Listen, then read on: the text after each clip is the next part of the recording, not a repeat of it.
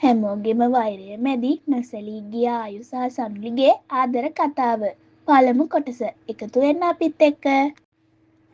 හැම ළමයෙක්ම මේ ලෝකෙට එන්නේ ලොකු ආදරයක් සතුටක් අරගෙන. ඒත් සනුලි ඉපදුන දවසේ ඒ පවුලටම ලැබුණේ සතුටක් වෙනුවට ලොකු අඳුරක්. සනුලිව බිහි කරලා පැයක් යන්නත් කලින් ඇගේ අම්මා නෙළුම් මිය ගියා.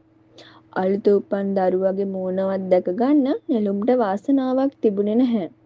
ඒ මරණයට වගකිව යුත්තේ සනුලි කියලා හිතපු නෑයෝ ඇය දිහා බැලුවෙත් වෛරයෙන්. සනුලි අඩද්දිවත් ඇය වඩාගෙන සැනසීමට කිසිම කෙනෙක් හිටියේ නැහැ. ඇගේ තාත්තා සේන තම බිරිඳට ගොඩක් ආදරය කළ කෙනෙක්. නෙළුම් නැතිවීමත් එක්ක ඔහු සම්පූර්ණයෙන්ම කඩාගෙන වැටුණා. සනුලි ටිකෙන් ටික ලොකු වුණේ ආදරයක් නැති අඳුරු ගෙදරක. සේන හැමදාම බීලා ගෙදර එනවා. සනුලි දැක්කහම උඹ හින්දා තමා මගේ නෙළුම් මාව දාලා ගියේ කියලා කෑ ගහනවා.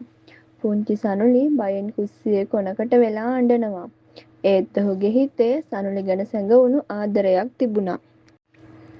ඇයට අසනීප වුණු දවසට හොරෙන් ඇගේ ඔළුව අත ගානවා.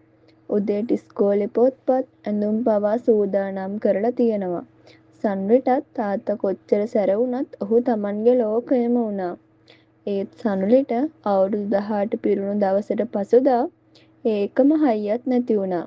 වසර ගණනාවක් තමන්ගේ වේදනාව මත්පැන් වලින් යටපත් කරගත් සේනගේ හුස්ම එක උදෑසනක නතර වුණා.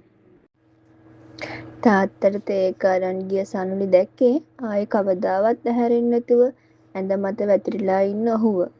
තාත්තේ මට බනින්නකෝ කෑ ගහන්නකෝ අනේ මාව දාලා යන්න එපා. සනුලි තාත්තගේ පපුවට හිස තියාගෙන හඬා වැටුණා.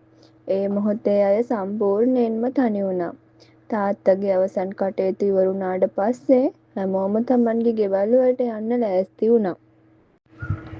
කිසිම කෙනෙක් සනුලිව බාරගන්න කැමති වුණේ නැහැ. ඒ වෙලාවේ ඇය ළඟට ආවේ අම්මගේ මල්ලි වුණු තිලක් මාමා. "දුවේ, දැන් මේ ගෙදර තනියම ඉන්න බෑනේ. ඔය අද ඉඳන් අපේ ගෙදර යමු. මාමා ඉන්නවනේ ඔයාට." සනුලිට ඔහු දෙවියෙක් වගේ පෙනුණා. ඒත් තිලක්ගේ ගෙදරට ගිය පසු ඇයට තේරුණේ එතනත් ඇයට බලාපොරොත්තු වෙන්න බැරි ආදරයක් නැති බවයි. තිලක්ගේ බිරිඳ සුමනා සනුලිව මුල සිටම අකමැත්තෙන් පිළිගත්තා. "මේ තියාගත්තට කමක් නෑ. හැබැයි නිකන් කන්න දෙන්න නම් බෑ. ගෙදර ඔක්කොම වැඩ කරන්න ඕනි." එදා ඉඳන් සනුලිට ඒ ගෙදර ලැබුණේ වැඩකාරියෙකුගේ තැන. උදේ පාන්දර නැගිටලා ගෙදර අතපතු ගෑම, වතුර ඇදීම, උයන වැඩ, රෙදි සේදීම, ඇගේ මුළු ජීවිතේම ඒ වැඩවලට විතරක් සීමා වුණා. පුංචි වැරැද්දක් වුණත් නැන්දගෙන් බැනුම් අහන්න සිදු වුණා. "තමුසෙට හරියට තේ එකක්වත් හදාගන්න තේරෙන්නේ නැද්ද? මූසලකමට හදපුව කටේ තියන්න බෑ." සනුලි කඳුළු සඟවාගෙන "සමා වෙන්න නැන්දේ මං ආය හදලා දෙන්නම්" කියලා කියනවා. මාමා ගෙදර ඉන්න වෙලාවට ඇයට පොඩි හෝ සහනයක් තිබුණා. ඔහු හොරෙන් ඇවිත් ඇගේ ඔළුව අත ගාලා "නැන්දා කියන ඒවට හිත රිදව ගන්න එපා දුවේ" කියනවා. ඒත් මාමා නැති වෙලාවට සනුලි සම්පූර්ණයෙන්ම නැන්දාගේ පාලනය යටතේ ඉන්නේ. වසර ගණනාවක් ගෙවිලා ගියා. සනුලිට දැන් අවුරුදු 24යි. සනුලි කඳුළු සඟවාගෙන "සමා වෙන්න නැන්දේ මං ආය හදලා දෙන්නම්" කියලා කියනවා. මාමා ගෙදර ඉන්න වෙලාවට ඇයට පොඩි හෝ සහනයක් තිබුණා. ඔහු හොරෙන් ඇවිත් ඇගේ ඔළුව අත ගාලා "නැන්දා කියන ඒවට හිත රිදව ගන්න එපා දුවේ" කියනවා. ඒත් මාමා නැති වෙලාවට සනුලි සම්පූර්ණයෙන්ම නැන්දාගේ පාලනය යටතේ ඉන්නේ. වසර ගණනාවක් ගෙවිලා ගියා. සනුලිට දැන් අවුරුදු 24යි. "සුමනා, අපේ සනුලිට හොඳ යෝජනාවක් ඇවිත් තියෙනවා. කොල්ලගේ නම සමන් හොඳ රස්සාවක් තියෙන හොඳ පවුලක කෙනෙක් කියලා මාමා කිව්වා." ඒත් නැන්දට නම් තිබුණේ වෙනමම අදහසක්. "ඕකිව කාට හරි දීලා දැම්මහම අපේ ඔළුවේ තියෙන බරත් අඩු වෙනවනේ." සනුලිට මේ යෝජනාව ගැන කැමැත්තක් තිබුණේ නැහැ. ඒත් නැන්දගේ තර්ජන ඉදිරියේ ඇයට බෑ කියන්න ශක්තියක් තිබුණෙත් නැහැ.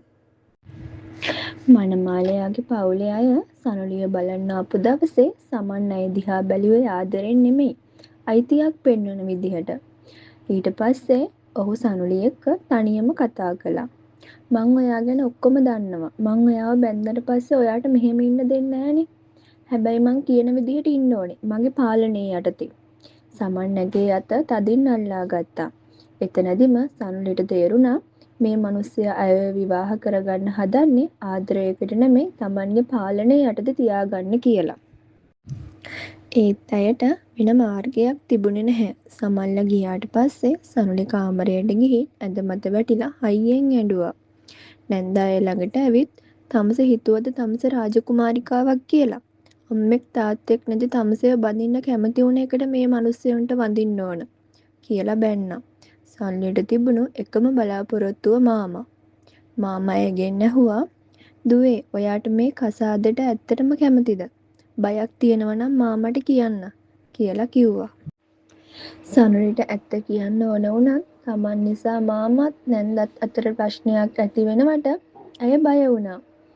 මාමේ මට ප්‍රශ්නයක් නැහැ. මාමල කැමති නම් මමත් කැමතියි.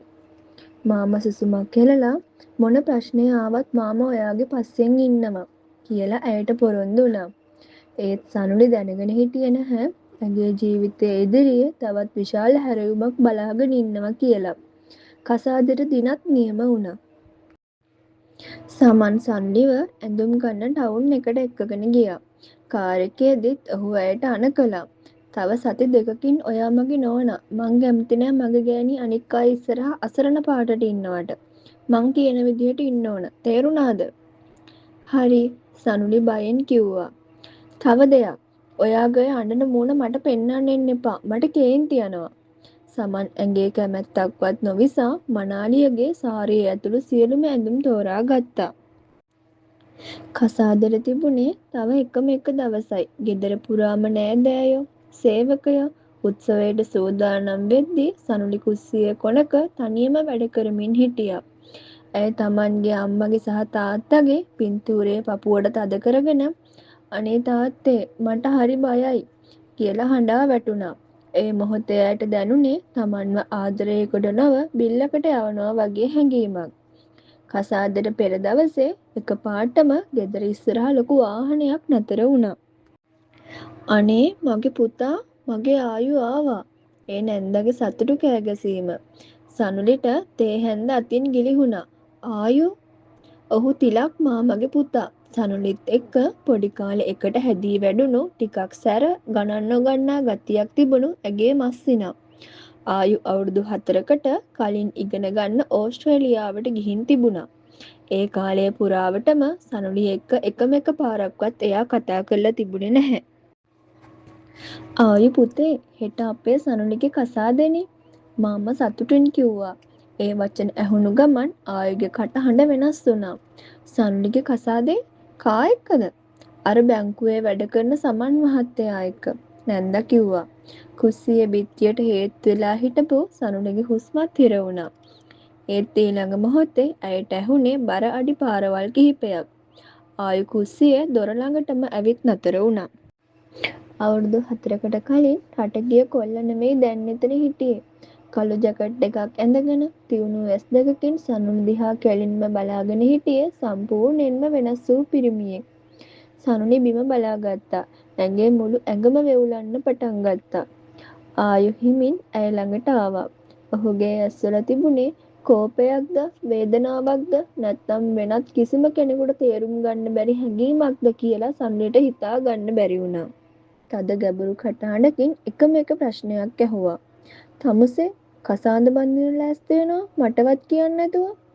ඒ වචනත් එක්කම සනුලිගේ ජීවිතය සම්පූර්ණයෙන්ම වෙනස් වෙන්න යන බව ඇයට දැනුණා. ඇගේ අතීතයේ වැළලී තිබුණු කතාවක් ආයෙත් මතුවෙන්න පටන් ගත්තා. සනුලි බිත්තියට තවත් තද වුණා. ඇගේ ඇස් වලින් කඳුළු වැටෙද්දී ආයු තවත් ලන් වුණා. ඇයි කට ගොළු වුණාද? මං අහපු දෙයට උත්තර දෙනවා සනුලි. ඒ වෙලාවේ කුස්සියට ආවේ නැන්දා. ඇය ආයුව එතනින් අරගෙන යන්න හැදුවත් ආයුගේ ඇස් තිබුණේ සනුලි මතමයි. අම්මා යන්නකෝ මට සනුලි එක්ක කතා කරන්න ඕනේ. නන්දා කැමැත්තෙන් කුස්සියෙන් පිටව ගියා. දැන් එතන හිටියේ ආයු සනුලි විතරයි. තම්සර පිස්සුද සනුලි? ඔය බඳින්න යන මිනිස්සයා කවුද කියලා දන්නවද? මාමයි නැන්දයි කිව්වේ මේක හොඳ යෝජනාවක් කියලා. මට වෙන්නේ යන්න තැනකුත් නෑ ආයු. සනුලි හිමින් උත්තර දුන්නා. ආයුගේ තරහ තවත් වැඩි වුණා. ඒ අය කිව්ව පළියට තම්ස ගිහින් වලේ වැටෙනවද? උන්ට ඕනේ තම්සව මේ ගෙදරින් පන්න ගන්න විතරයි.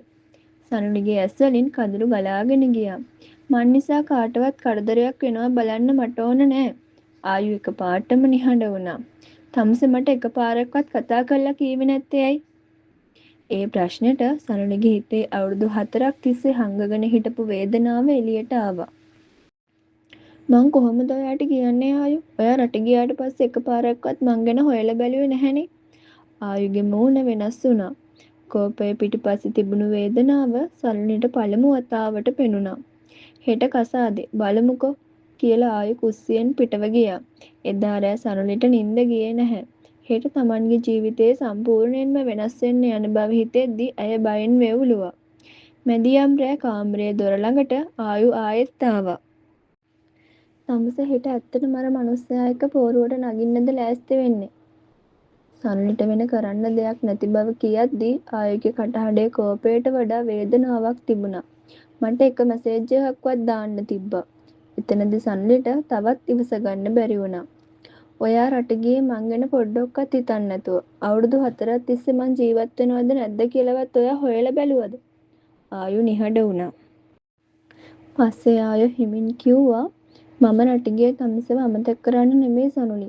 මේ ගෙදර තත්ත්ව වෙනස් කරලා තමුසට කාගෙන්වත් අඩුවක් නැතුව ජීවත් වෙන්න පුළුවන් තැනක් හදාගන්නයි. ඒත් මං අහපව් වෙනකොට තමුස වෙන එකෙක්ද වෙන්න ලෑස්ති වෙලා. සනුලිගේ හදවත ගැස්සුණා. ඒත් ඇය හිමින් කිව්වා අනේ අයියේ මට තවත් රිදවන්න එපා. ඔයා මගේ නැන්දගේ පුතා. මට ඔයා අයියා විතරයි. හෙට මගේ කසාදේ. මට වෙන මුකුත් එපා. අයියා විදිහට මට ආශිර්වාද කරන්න. ඒ වචන ආයුගේ හිතට තදින් වැදුනා. හරි තමුසට ඕනේ මං අයියා විතරක් වෙන්න නම් මං අයියා විතරක් වෙන්නම්. එහෙම කියලා ආයු කාමරෙන් එළියට ගියා. පහුවදා උදේ සනුලි මනාලියක් විදිහට ලෑස්ති වුණා. රෝස පාට සාරියෙන් ඇය ලස්සනට පෙනුනත් ඇඟේ මුහුණේ තිබුණේ සතුටක් නොව හිස් බවක්. මාමා ඒව දැකලා කඳුළු පුරවගෙන මගේ දුව හරිම ලස්සනයි. තාත්තා හිටියනම් අද ගොඩක් සතුටු වෙයි කියලා කිව්වා. සනුලිගේ ඇස් හෙව්වේ එකම එක්කෙනයි. ආයු. ඔහු කොහෙවත් පේන්න හිටියේ නැහැ. වාහනයට නගින්න කලින් උඩ තට්ටුවේ ජනේලයකින් Taman දිහා බලාගෙන ඉන්න ආයුව සනුලි දැක්කා. ඔහුගේ මූණේ කිසිම හැඟීමක් තිබුණේ නැහැ. ඒ සීතල බැල්ම සනුලිගේ හිතට තවත් බරක් ගෙනාවා. උත්සව ශාලාවේදී සමන් සනුලිව Tamanගේ අයිතියක් වගේ හැසිරුණා. පෝරුවට නගිද්දිත් සනුලිගේ හිත බයෙන් පිරී තිබුණා. එතකොටම ශාලාවේ දොරටුව ළඟ ආයු පෙනී හිටියා. ඔහු අත් දෙක සාක්කුවේ දාගෙන එකෙල්ලේම සනුලි දිහා බලාගෙන හිටියා. තැල්ල ඇගේ ගෙලට බැඳෙන මොහොතේ ඇගේ ඇස් වලින් කඳුළු කැටයක් කඩාගෙන වැටුණා. ඒ කඳුළු ආයුගේ ඇස ගැටුණා.